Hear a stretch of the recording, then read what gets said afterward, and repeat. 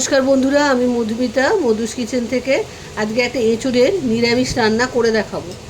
এঁচোড়টাকে আমি 20% ভাপিয়ে নিয়েছি নুন আর হলুদ দিয়ে। এবারে একটা ডেচকি নিয়েছি, ডেচকির মধ্যে প্লেন জল নিয়েছি। এঁচোড়ের আন্দাজ বুঝে আদা টুকরো এর মধ্যে দিয়ে দেবো। তোমরা যেমন ঝাল খাবে সেই মতো কাঁচা লঙ্কা আমি 4টে দিয়েছি, আর 2টো শুকনো লঙ্কা দিয়েছি, আর দেবো 2টো টমেটো। এগুলোকে একটু সেদ্ধ করে নিতে হবে। এগুলো একটু সেদ্ধ হলে তারপরে কি করব তোমাদের সেটা দেখাচ্ছি।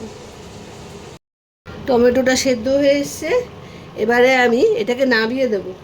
নামিয়ে আর ঠান্ডা করে পেস্ট করে নেবো। আর টমেটো সেদ্ধ জলটা কিন্তু ফেলবো না, এটা আমার কাজে লেগে যাবে। এঁচোড় রান্না করার সময় এই জলটাই কাজে লাগবে।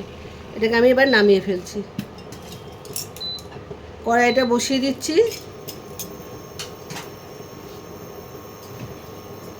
সর্ষের তেল, প্রথমে সর্ষের তেল দিচ্ছি। তেলটা একটু গরম হোক, তারপরে কি করছি দেখাচ্ছি তোমাদের। এটা গরম হয়ে গেছে, এবার আমি সেদ্ধ করা 20% সেদ্ধ করা এঁচোড়গুলো আস্তে আস্তে আমি ভেজে নেব।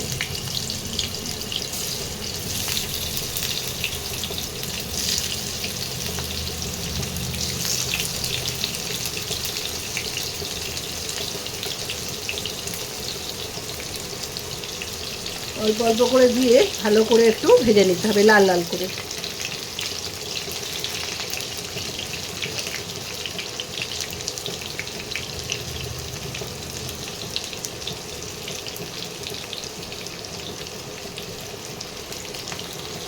দেখো বন্ধুরা, এইভাবে লাল লাল করে ভেজে নিতে হবে। লাল লাল করে ভাজা হয়ে গেছে, এবার আমি আস্তে আস্তে তুলে নিচ্ছি। আর তেলের মধ্যে একটু কাশ্মীরি লঙ্কার গুঁড়ো দিয়ে দেবে। আমি ওটা প্রথমে দিতে ভুলে গেছি, পরে দিয়ে দিয়েছি। সামান্য একটু কাশ্মীরি লঙ্কা গুঁড়ো দিয়ে দেবে, তাহলে কালারটা খুব সুন্দর আসবে। নুন হলুদ দিয়ে তো সেদ্ধ করেছি, এখন ভাজার সময় শুধু একটু অল্প সামান্য কাশ্মীরি লঙ্কার গুঁড়ো দিয়ে দিতে হবে। এবারে এঁচোড়গুলোকে আমি তুলে নিলাম। এই তেলের মধ্যে আর একটু সর্ষের তেল আমি দিয়ে দেবো। এই রান্নাটা কিন্তু সর্ষের তেলে হচ্ছে। তেলটা গরম হোক, এর মধ্যে দিয়ে দেবো ফোড়নে সামান্য জিরে, গোটা জিরে, গোটা গরম মশলা, দারচিনিটা দেবে না, এলাচ আর লবঙ্গটা দেবে, আর 2টো শুকনো লঙ্কা। এগুলো ফোড়নে দেবো। একটু গন্ধ বেরোবে ফোড়ন দিয়ে, তারপরে কিন্তু মশলাগুলো দিতে আরম্ভ করবে। একটু নাড়ালেই গন্ধ বেরোতে আরম্ভ করবে।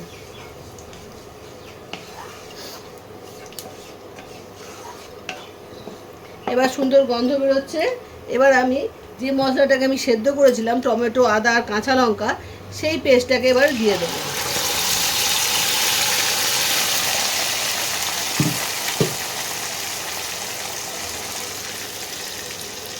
এই পেস্টটাকে একটু কষাতে হবে।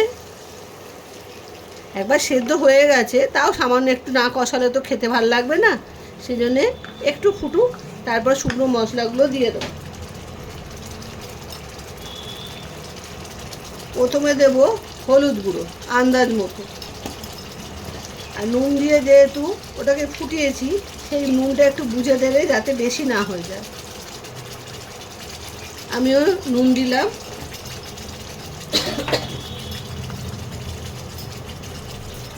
কাশ্মীরি লঙ্কার গুঁড়ো দেবো কালারের জন্য। ওখানে লঙ্কার গুঁড়ো, ঝাল লঙ্কা, কাঁচা লঙ্কা আর শুকনো লঙ্কা দিয়েছি, তাই ঝাল লঙ্কার গুঁড়ো আর দেবো না। তোমরা যদি বেশি ঝাল খাও তাহলে কিন্তু দেবে।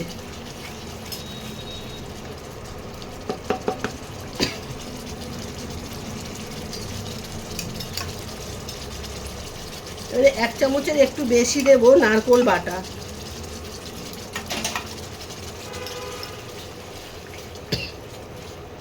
এবার এটা দিয়ে এবার একটু ভালো করে কষাতে হবে।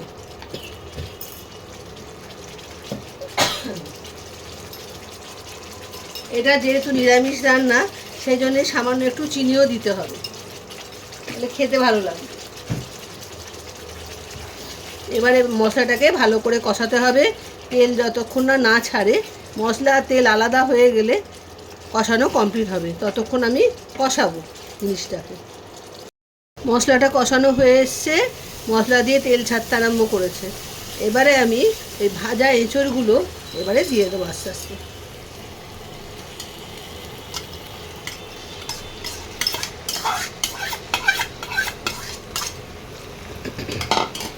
এবার এঁচড়গুলোকে মশলার মধ্যে ভালো করে মিশিয়ে নিতে হবে।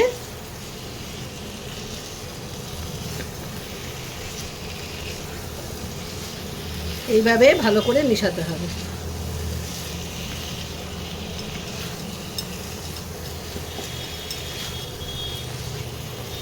এঁচড় দিয়ে মশলা দিয়ে ভালো করে মিশিয়ে একটু কষিয়ে নিয়ে, মশলার সঙ্গে এঁচড়গুলো মিশে গেছে। এবারে আমি এই টমেটো সেদ্ধ করা জলটা আস্তে আস্তে দিয়ে দেবো।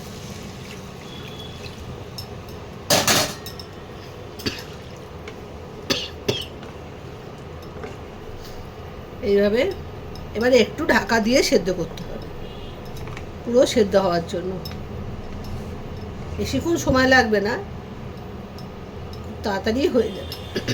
এবার একটু আমি ঢাকা দিয়ে দেবো, সেদ্ধ হোক। সেদ্ধ হলে কি করব, এখনও কিন্তু কিছুটা বাকি আছে। সেদ্ধ করে কি করব সেটা তোমাদের দেখাবো, কিন্তু একটু সেদ্ধ হতে দাও। এখন একটু ধনে পাতাটাও একটু ছড়িয়ে দিতে হবে। ধনে পাতাটা দিতে আমি ভুলে গেছি, এখন ধনে পাতাটাও দিয়ে দিতে হবে। দিয়ে তারপরে ঢাকা দিতে হবে। ঢাকা দিয়ে দিলাম।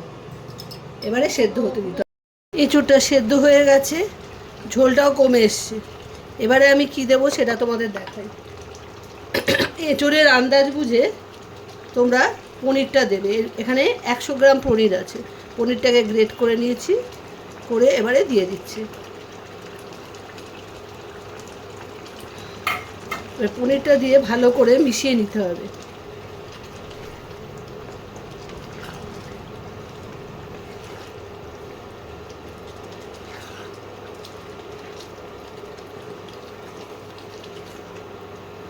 খেতে দুর্দান্ত হয়, একবার করে খেয়েও বারবার করে খাবে।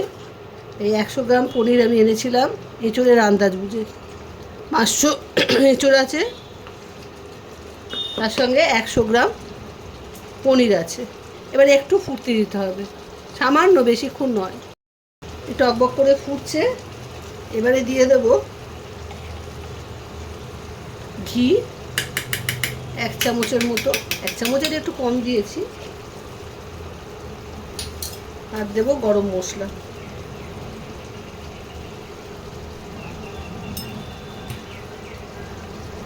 গরম মশলা দিয়ে দিয়েছি। এবার ভালো করে নাড়িয়ে নিতে হবে। ভালো করে নাড়িয়ে নিয়ে এটাকে রান্না কমপ্লিট। এঁচোড়ের এই নিরামিষ পদটা দারুণ খেতে হয়, তোমরা করে খেও। এরকম গা মাখা মাখা হবে। ঘি গরম মশলা দিয়ে ভালো করে মিশিয়ে নিতে হবে। ব্যাস, রান্নাটা কমপ্লিট।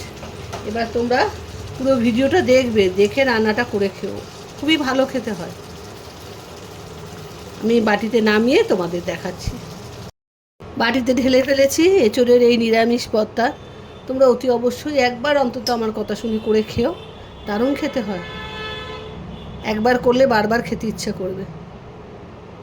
পুরো ভিডিওটা দেখো, দেখে রান্নাটা করে খেও আর বন্ধুদের সঙ্গে শেয়ার করো। আজ তাহলে আসি, বাই বাই।